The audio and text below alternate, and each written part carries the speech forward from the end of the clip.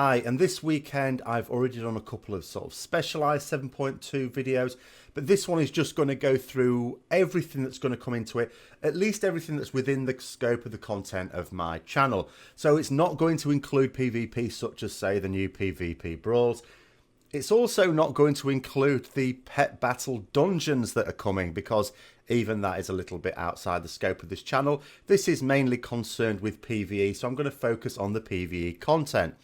So the first thing to note, of course, is we're getting a new zone, the Broken Shore. Of course, sure, before 7.2 we can go to the Broken Shore, but there's not really a lot there. You can sort of see the Tomb of Sargeras. There's just landmarks, no mobs or anything like that. It's now going to be populated, so we're going to start off by doing a scenario, much as we did for the start of Legion. I talked a little bit about that. I talked about some of the things you're going to be wanting to do on the first day of release in a video already.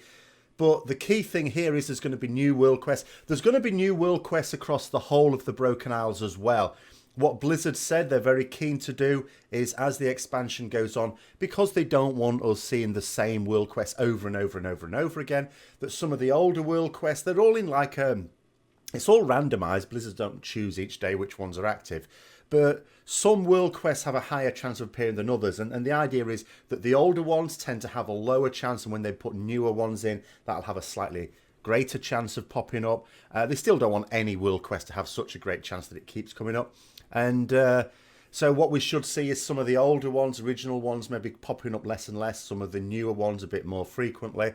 So there are going to be new quests, world quests, and there's definitely going to be new world quests there. Also on the subject of world quests, of course, when we get gear from especially your emissary cache, then at the moment it's sort of capped at 845 item level. The item level of the items you can get from these world quests is supposed to be proportionate to your own item level, so that as you gear up once you've level capped, then those rewards get a bit better. But they do cap at 845, and of course as your gear gets higher and higher, mine's like now well over 900, it's still getting 845. Of course it can Titan Forge, but you've got to be a bit lucky for that to happen. Well, the cap is being raised. The new cap is now going to be 860. So also we're going to get new dungeon things. Now, I talked about dungeons in a dungeon specific guide. I would like to talk at this point about the completely new dungeon, but again, I haven't really tried it. I haven't had that much time to explore all of the content on the PTR, I'm afraid. So I'm going to leave it at the fact that there is a new 5-man dungeon.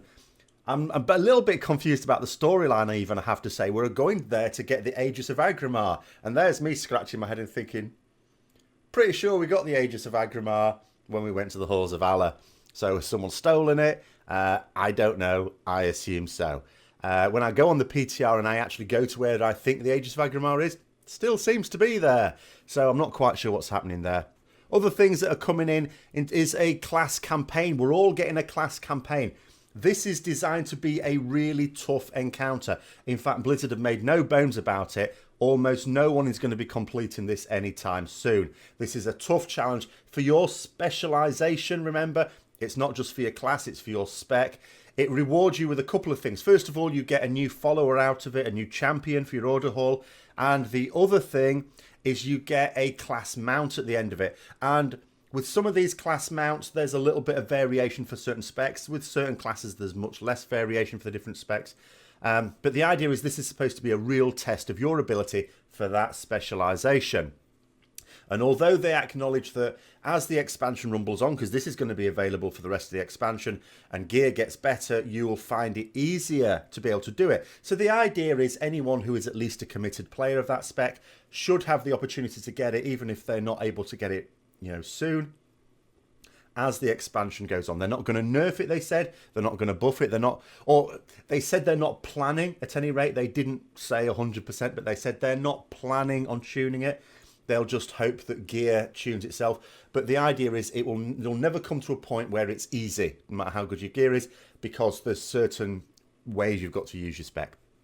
But I haven't experienced it, so I can't say. But that's another nice piece of content that's coming in. Also, with your order hall, other things are coming as well. We're going to be doing some more research. So 2 more levels of research. The first of which can actually allow you to have another active champion.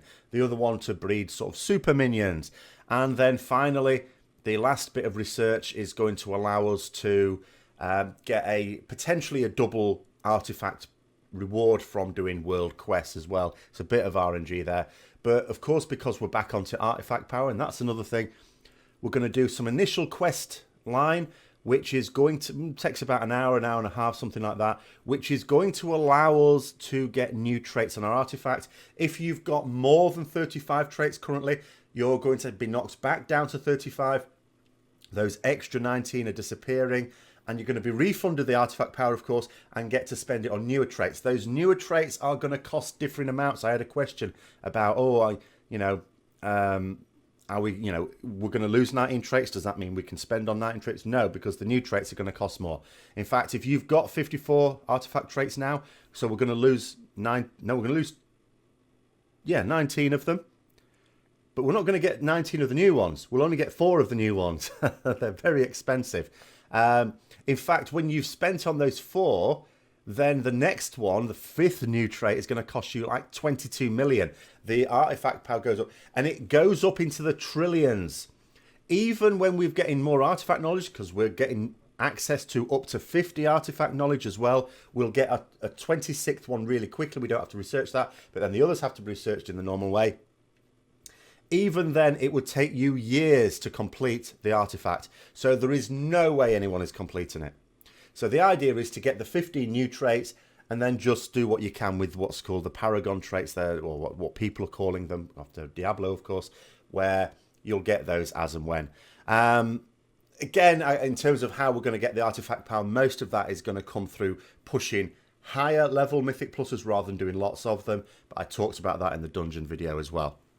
Another thing that is coming, reminiscent of the Legion invasions that we were getting just before Legion launched, is we're going to get random demon assaults on the Broken Shore as well. So you can check your minimap, and where you see like a green skull type thing, there's someone there to go and duff up little random Legion invasions. They're going to appear for like most all day basically, so you don't necessarily have to be online. And if you're not online, you've missed it. But it should appear, it should be there all day, so you can go along and tackle that. The rewards are not stunning, by the way, but there is a new currency. I say it's a new currency. It's the same currency we had during those pre-Legion launch invasions. Nether shards. There are vendors, and we're going to need loads of them. Like I have a few hundred left over from that event. We're going to need thousands, tens of thousands, maybe hundreds of thousands if you've got a lot of use for them. Number of things we can get with these. So if you've got a new character and you go in there and you're trying to, you get them dropping off mobs and getting, things like that. There's gear that is accessible. If you remember playing in MOP, or even in WoD. So in the final there in MOP, it was the Timeless Isle. In WoD, it was Tanan Jungle. You could get tokens that you turn them into gear for your spec to give you a little bit of an item level boost there. These are the same sort of things. You turn these into a vendor. So it's not random. You get the nether shards off the mobs, and then you turn it into a vendor. You go, oh, like that piece of loot, please. I have a rubbish trinket. Oh, give me a trinket, please. Turn that into a trinket suitable for your spec, a bit higher item level. It's not going to be necessarily suitable for people on very high item level themselves already, but for those lower level characters, especially with an annoying 1 or 2 slots that they just can't get a high item level piece for. But the vendors are useful for everyone. For example, there's something you can get for actually only a few nether shards, like 50 or something, quite cheap, where it spawns a mob that's a bit too tough for one person, but might be nice for a group. Again, gives you rewards there. You can also get an item that you're going to need for crafting the new legendaries. Oh, crafting new legendaries. Yes. There's a new plate legendary, cloth legendary, mail legendary, and leather legendary. Crafted by the blacksmith for the plate, of course, leather worker for the mail and leather, and cloth is crafted by the tailors. You need quite a few materials, as you can imagine, but a couple of the materials are sort of like legendary materials, and one of them you buy off the vendor for like 8,000 nether shards, something like that as well. So the prospect exists for you to buy a legendary. Just before I move off from gear completely, there's Transmog is changing a little bit, in that when you go into your... Well, first of all, you can identify Transmog NPCs now in the Townsfolk tracker. They've added that there, just in case you're too poor or lazy to get your own yak. But also, when you go into the Transmog tab, there's going to be a new tab, which is sets. So if you've got any complete armor sets that the game recognizes as armor sets, it will show them there. And you just click on it and it'll show you what your character would look like wearing that set. One of the more anticipated features is going to be flying, which is going to be available. It's not going to be available straight from day one, although in theory the achievement is there for you. I think in reality some of the achievements are not going to be obtainable till at least the second week, and that's for the people that know life it. But nonetheless, if you've got Pathfinder Part 1 achieved, you can work on Pathfinder Part 2. It includes such things as, for example, getting exalted with the new rep, which is the Legion Fall, which is specific to the Broken Shore. Speaking of rep, you can also, when you get to Exalted with one, we know how it is. We get to Exalted and then we're still doing emissary caches and stuff like that are rewarding us reputation with those factions, and it's just going to waste. Now it will not go to waste. We get an extra little bar after Exalted, and when we fill that up, we get another little cache with little rewards in it, which can include big rewards. There is a very, very, very small chance to get a mount from it. There's a few different mounts we can potentially get from those. So it sort of makes it worthwhile still getting those rep tokens and still doing the emissary or the world quests, I suppose, for rep, because all of the world quests reward rep. So it might be worth doing more than you specifically need just for that emissary cache. Skirting back to professions, and there is no longer a quest chain for the Obliterum Forge. It's going to be accessible to everyone. And speaking of Obliterum, all of the crafted gear now, that blue crafted gear, is going to start off at like 835. So all your crafted items will be 835. So when you put one Obliterum, it goes to 840. The new Obliterum cap is 875. So you can now get crafted gear upgraded all the way to 875. Again, if you've got another couple of stubborn spots that you can't find a decent piece of gear for, get some crafted gear. If you've got the Bloods of Sargeras, then use your Obliterum. And everyone can, and as I say, use an Obliterum Forge now. No need for... So if you've just got a character ding now and you're thinking of doing the Obliterum quest chain, no point now, because you won't have to do it in a few days' time. And you obviously destroy crafted gear to get the Obliterum Ash, make Obliterum, or just buy Obliterum off the auction house with the Bloods of Sargeras, upgrade it to get your characters in decent shape. So you can get loads of gear up to 875 if you've got a bit of gold or you've got the resources to be able to get that. In terms of other professions, so we've already gone the fact that blacksmiths, leather workers and tailors are all of a sudden going to be able to craft legendary items. Archaeology is also going to give you access to artifact power as well now, so we might have to go to that if we really want to be farming the AP. If you're not that bothered about farming AP to the max, then of course you can still forget about that. Cooking, Nomi's getting a little bit better. So the evolution of Nomi has been that, first of all, he was useless. Then he was slightly less useless. So he doesn't necessarily burn everything now, but he gives you food that you don't really want, so you still end up vendoring it. Now he might actually give you some useful food. So when you turn your work orders, one of the things you can get back, as well as potentially a pattern, as well as potentially some raw ingredients back, you can potentially get some food that you can craft.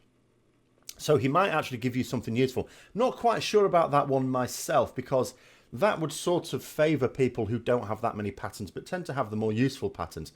But nonetheless, there is a chance now when you put your work orders in that he will craft like 10 of a food that you have the knowledge to craft from your like Legion specific stuff. He's not going to make some crap from vanilla or anything like that, don't worry. But yeah, Nomi's getting a bit better now. In terms of a few other quality of life things, tab targeting should now work a lot better. This has sort of been broken for quite a few years now. Legion, in this Legion patch, they've sort of come to that. They've also made another few improvements. So now it shouldn't be possible to accidentally tab to something you're not in combat with. It shouldn't be possible to target something that is not in the view of your character or on your camera. So no little indiscretions at firing something off screen to something that wasn't even in combat. I've done that a few times with Judgment. I did that a few weeks ago. So that should be a lot better now. So we should be able to try that out. The other thing is, if you're on a PvE server and you see some of the opposite faction, you should see their names in orange now. There are a few other quality of life things as well. I'm not going to go through the full list of them, but one big one is that we can shift click for different amounts from the Blood of Sargeras vendor now. We always had to do that with like a macro before if you wanted to do that. But now it's going to work properly, as it always should have done to begin with. I don't know how it took this long. Other things they're going to do is when you get a res, they're going to grey out the decline button for a few seconds. So for people who accidentally click decline by mistake, So that'll be greyed out for a few seconds before it appears. You still get the option. The mailbox, there's an open all facility coming in. So at the moment, we can only really do that with an add-on, but there's going to be an open. So we've got everything in your mailbox. You just want to open it all. That facility is coming now. And finally, a couple of other things of note. If you go through your spell book and there's a spell that you haven't got in your action bar, it'll be sort of highlighted. It will glow to sort of tell you, you've got this ability, but you don't seem to have it on your action bar. Also, vice versa. If you're trying to find something in your action bar because you've got loads of buttons, you're going, where's taunt? You can, in your spell book, if you hover over it, it will also highlight it where it is in your action bar. I'm not sure how useful that feature is, but that's coming in there as well. Other thing for people who like doing old raids for like Transmog games, stuff like that. So when you get a tier token for your class, in the old days, you sort of had to take it to a vendor before you could get the piece. Now what you're going to be able to do is just right-click and it'll turn into the piece just as it does now. You'll still be able to go to the vendor with it if you want, but it's just an extra bit of convenience for us. You just be able to click on that. And there are lots of little things. Some classes are getting like buffed and stuff like that. There are some animation changes coming to certain abilities.